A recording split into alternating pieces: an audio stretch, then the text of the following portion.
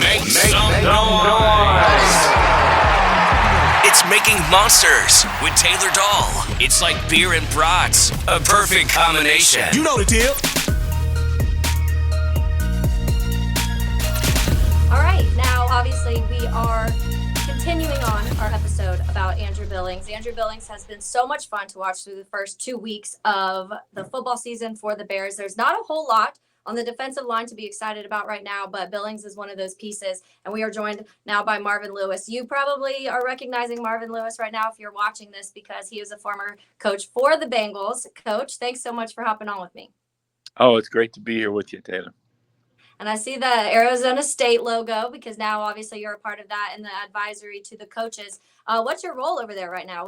What's your specialty? Well, my specialty is probably a little bit of everything, but really trying to assist the coaches in whatever they need. A lot of follow-up with them on different things, different questions Coach Dillingham, the head coach, has, and so forth. But just trying to reinforce the things they're trying to get done here. Yeah, which I know you've kind of been all over the place between college football and pro football, so I want to get to that a little bit later. But let's start with Andrew Billings.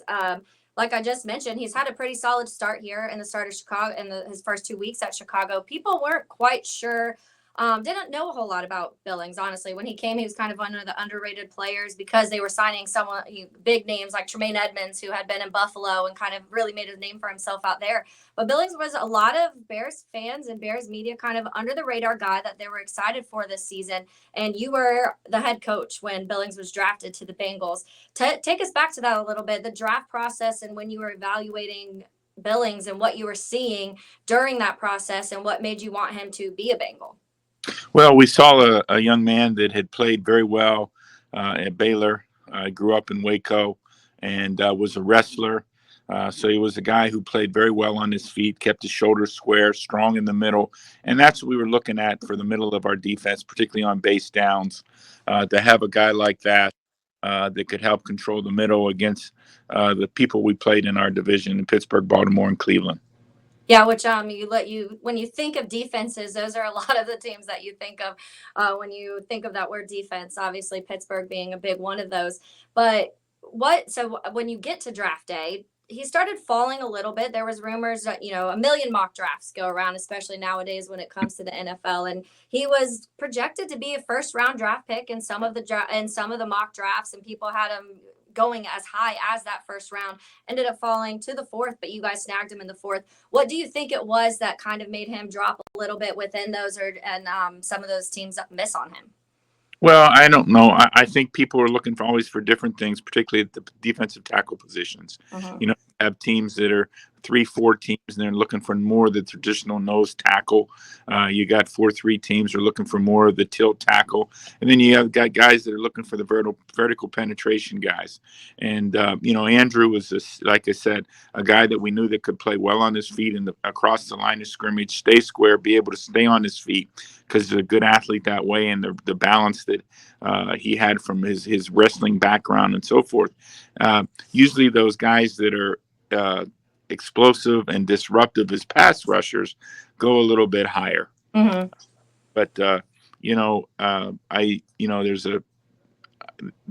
my boss and owner there, Mike Brown, would always show me, data that said you could get defensive tackles at all areas of the draft, and I think that's true.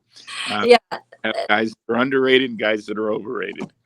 Yeah, and I think it's easy too when you are looking at these defensive players and you can look at a stat sheet and say, okay, they had X amount of sacks and X amount of pressures. And sometimes that doesn't, there's other things happening on the football field, obviously, that are creating what we usually say, like wreaking havoc on the offensive or the defensive line or offensive line, whatever that may be. And it seems like Billings has been able to do that. He did it at Baylor. He did have some numbers at Baylor, though. When you go through his stats at Baylor, there was a lot of numbers that jumped off that page, especially towards a little bit later. But when you're talking about defensive linemen, coach, because obviously I think a lot of people talk about those ends and those ends being the ones that are really getting to the quarterback. But how important is it to have that interior guy who can also create pressure and kind of create a little bit of madness in the middle? Well, yeah, it's great to have a guy that can be disruptive and push the pocket and cause issues when they leave him one on one. I mean, that's the kind of guy you want. You know, those are the creme de la creme, the Aaron Johnson or Aaron Donalds, the Chris Joneses, and the guys like that. You've had a number of guys there in Chicago, Yeah. and that have been able to do that. But you mentioned Tremaine, who comes over from Buffalo, and when you put Andrew, in front of him, that's real helpful for him to help Yeah. to do. Yeah, those are definitely when you obviously surround guys with other players who can create. We're seeing that in Philly right now, just how stacked that defensive line is in Philadelphia, just because there's pieces on from end to end, which obviously we hope that eventually we're getting back to that in Chicago, because Chicago is known for their defense for a large majority of the years they've been around. So hoping to bring that back. Some of the stats I mentioned for him in college, he was named the co-defensive player of the year in the Big 12, defensive lineman of the year, 15 tackles for loss, 5.5 sacks. So when evaluating players for the draft, what are some of the things that you look for that are most transferable when it goes from a college player to the NFL? Well, I'm not one. They might that those stats you just read off might have been in my draft binder. Uh, Yeah. I see, I hear, and Mhm. so I want to watch. We want to watch the tape and evaluate off the tape, and feel good about what we see from him that way. But you're right. He had a lot of tackles for loss, which means he is disrupting up front, and they're playing in a conference down there that's wide open, Yeah. and so he's getting an opportunity to play against wide open passing teams that are running the one back runs and the read options and the things like that. So when he comes to the NFL, a lot of the things now that you're seeing from NFL offenses, he was very familiar with, and things that he had seen, those kind of blocking schemes and structures there at Baylor. Yeah, so let's hop over to the Bengals a little bit, because you guys drafted him that first year. Unfortunately, he suffered an injury and missed the entire first season. That next year, I believe he had 7 starts and then was the full-on starter. I want to say started the majority of the season that following year. What did you see develop and progress through those first three? Obviously, outside of that first year where he unfortunately didn't get to play, but those next 2 seasons with Cincinnati. Well, you saw a guy, first off, working back from injury, which at times can take some time, and Mhm. getting you're uncomfortable and getting your playing strength back. And then that's what he was able to do, and get back and be a productive player across the front. So it's always hard when a guy gets hurt as a rookie, Yeah. because such an emotional letdown that he goes through, and you're trying to uh, have him just kind of relax Yeah. and get through the process and Yeah. know there's a bright future for you. So don't get too down, and be able to fight your way back from injury. Yeah, which, speaking of that, because obviously he was probably a little let down from the draft too, because like I mentioned, he dropped a little bit from what expectations could have been, and then he also gets injured. How did he handle that when it comes to just the off the field Billings fighting through all of that adversity right away? Andrew did a good job, because he came in and he worked and rehabbed right away as soon as he was able to get back on track that way, and was around, and was part of the club, and that's important too, because when you come from Waco, Texas, like he grew up there, goes to college there, and now you come to a different city. Now in Cincinnati, you do have a smaller type city and a great setting Mhm. for players, that way that, they're not going to get overwhelmed by the size of the place. And so that's a good thing. And, our people did a good job with Andrew, helping him through that, helping him through the PT, helping him through the rehab and everything that he needed to do. That's good. And those are the positive things, because it is hard when you're going through all of that, especially as a rookie. And a lot of these guys are coming out and wanting to prove themselves right away, because they want to take this and be like, almost a thank you to the team for drafting me. Let me show you what, you didn't waste your pick on drafting me. And sometimes it's hard to fight back from that. But one of the things that I did read was his first sack that following year was on Patrick Mahomes. And then he later, a couple games later, ended up sacking Lamar Jackson, two of the probably more difficult quarterbacks to get down in the NFL, especially right now. What do you think what is he good at that really transfers to him to be able to get to quarterbacks in general, but especially guys like that? Well, I do. I think it goes back to the balance I was talking about, referring to earlier. Uh-oh. Lost him for a second. We'll see if he pops back in. Well, Marvin Lewis. It's very interesting to talk about Andrew Billings because I think that he is somebody who let me take this out. Sorry guys. We'll see if he comes back in. But he's somebody that a lot of people during free agency when he was signing really wasn't talking about him, to the point where I did a ton of free agent podcasts and I went and I covered a lot of these free agents and kind of talked about, where they came from, how they got there, what the Bears can expect from them. And I didn't even do a podcast on Andrew Billings. I had reached out to several people. No one really wrote back, and I wasn't expecting it to be this massive piece of the line. I just thought it would be kind of like a little rotational piece, and it ended up being way beyond that. So, well, at least through 2 games. It's early. So we're still waiting to kind of see how much of an effect he has this on a full season. But here's Coach. So we'll hop back on. So yeah, we'll see how much of a full season he can really get add on as we go through these couple weeks. Sorry, I lost you, Coach. Well, yeah, I think a call came through on my phone. Oh, sorry. Sorry. So you were just mentioning how he's able to get to, especially quarterbacks, when it comes to the mobile ones that can move around like Mahomes and Lamar. Well, it also shows that obviously we must have had people on the edges doing a good job of keeping him contained within that pocket. Yeah. Able to get him on the ground. But I just think his ability to understand the protection and find the soft spot and be able to make a productive rush inside and beat a one-on-one block. Yeah, and those are obviously, when we're looking at defensive lines, which right now a lot of the Bears struggles, and this goes to last year, we're against the run. The run and getting to the quarterback, but it feels like there's certain times when you're trying to figure out which one's more important, and you like to have guys that can do both. And it seems like Billings is one of those guys. Is that something that he was able to do pretty consistently, is stop the run and create some pressure? Well, I think his first thing is going to be, his calling card's got to be being in interior there and being able to stop the run. Yeah. But as I said, he's a guy who is smart enough to learn the tendencies of the offense, to feel the stances, know the formation, etc., where you're going to get a more likely pass, and then you can get some get off and so forth that way when he's out there on the field in those certain situations. Now let's talk about a little bit when you are evaluating these players, because as I mentioned earlier, you've been in college football. You started your coaching career in college football, was in the NFL. We were with the Bengals from 2003 to 18, correct? So it's a long time coaching the Bengals that you were able to have that experience there. And then now you're back in the college football world. So what are some of the differences of when you're looking at players and trying to build them and develop them in college, recruit these guys, and then now how it is when you're in the NFL and you're trying to develop these guys into the NFL and kind of on a team that sometimes has a lot of personalities and a lot of leaders? Yeah, I think that you're looking for how that person fits into what you do, and you're trying to look forward and see how he can become part of your football team and make you better in a certain area is what you're looking for as you evaluate and as you prepare for the draft. You want to supplement what you have already on your football team and make it better in certain areas.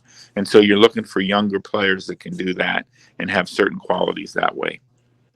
And one of the things, too, that I think we're seeing a lot, Coach, and I want to ask you this just because being a very defensive-minded coach in the NFL and in college football, there's a lot of criticism when it comes to the defensive coaches now, just because I feel like the NFL, everyone is so offensively driven and want all quarterback and all of this. Me personally, I guess it may be because I'm a Bears fan, but I love defense. So I'm like, give me a good defense, and I'm probably a little more excited, honestly. But Eberflus, the Bears hired Eberflus, and he's a very defensive-minded coach, and a lot of people, they gave the Bears a lot of criticism for that because they had a young quarterback in Justin Fields that they do feel like needs to develop. But there's definitely positives in having a defensive-minded coach at that head coach position. And so what are your feelings towards that? Some of the criticisms of people saying the defensive minds maybe not work as well in the NFL, and what positives can they bring to a team for being a head coach? Well, I think number one, they're hiring a head coach. Yeah. Coach Eberflus can go out and hire an offensive coordinator, which he did in Luke, and put together an offensive staff. But number one, you want to get the right guy as the head football coach in that seat. And that's the most important thing. And then go. But he's going to see things from he's used to seeing from what he was doing as a defensive coordinator for the years that he was. And he's been able to be helpful to both his quarterback and to his offensive staff about what he sees, the strengths of the opponents, the weaknesses of the opponent, and how they do things, how they make adjustments and so forth. So that's really important. But the number one thing is, you've got to become the head coach. Mhm. And, I think we all go about it differently when we, assume those roles.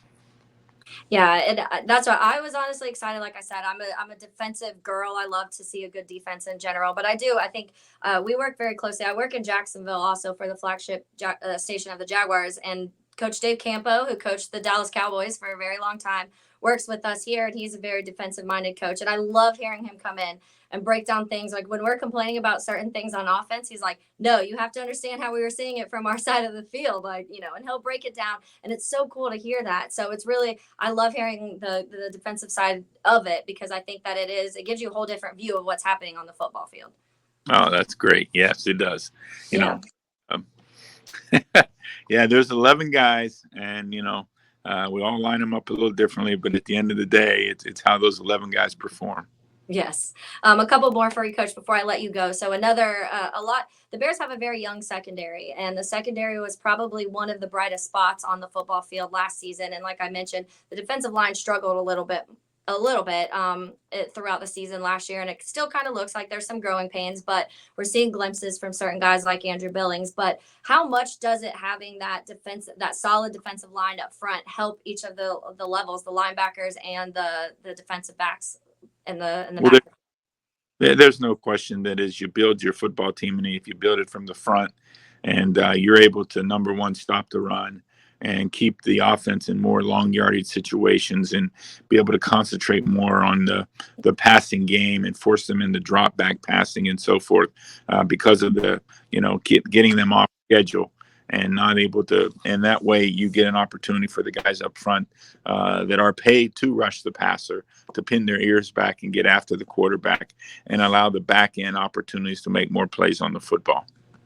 Yeah, and that's what we want. We want to get after those quarterbacks. We want to limit their passes. And when you see it a lot of times when you're obviously when you're putting pressure on those quarterbacks and you're forcing them to make the decisions they don't really want to make, it helps on all levels of the field. And that's something that the Bears have historically been pretty good about, because once they're getting those pressures and they're swarming the quarterback, then the ball's coming out, and their turnovers happen and touchdowns happen from there. And that's what we're hoping to see again in Chicago football. So, Coach, I want to say thank you so much for hopping on with me. I really appreciate it. I know, how much are you still following the NFL now that you're back in the college world?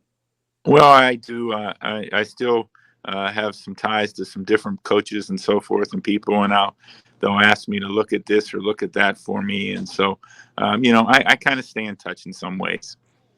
Is there any, who are your favorite players right now to watch defensively in the NFL? Any guys that are really popping out to you currently? Well, I think a guy that's now going into his third year, Micah Parsons, it's been fun to watch since he hit the street there. And, you got Tremaine over from Buffalo, who's had a great career. I honestly thought he would end up with his hand down as an edge rusher. Oh, really? Really? And, I just thought he would just get too big for the position, but he's proved me wrong. Has been a fine player, and now he's in the middle of the Bears defense there. So it's just fun to watch some of these guys who, that particularly if you were part of the process when they came out. Now there's not as many, but there's still a few. Yeah, and if you want to use the word disruptive for anyone, Michael Parsons is a person that you can use disruptive on. And obviously Tremaine Edmonds, we are super excited in Chicago to have him. It's interesting because he's a massive guy. When I was seeing clips and footage from training camp, I was like, I knew he was big because you could kind of tell. And what I did watch at Buffalo. But when I was seeing videos from camp, I was like, man, this guy is massive. And you can tell because when he's out there, he's definitely making noise. Yeah, no, he's a big man. So. Yeah. All right. Well, thanks so much, Coach. I hope you have a good rest of your day and good luck out there in Arizona. All right. Thank you. You're very welcome. Bye now.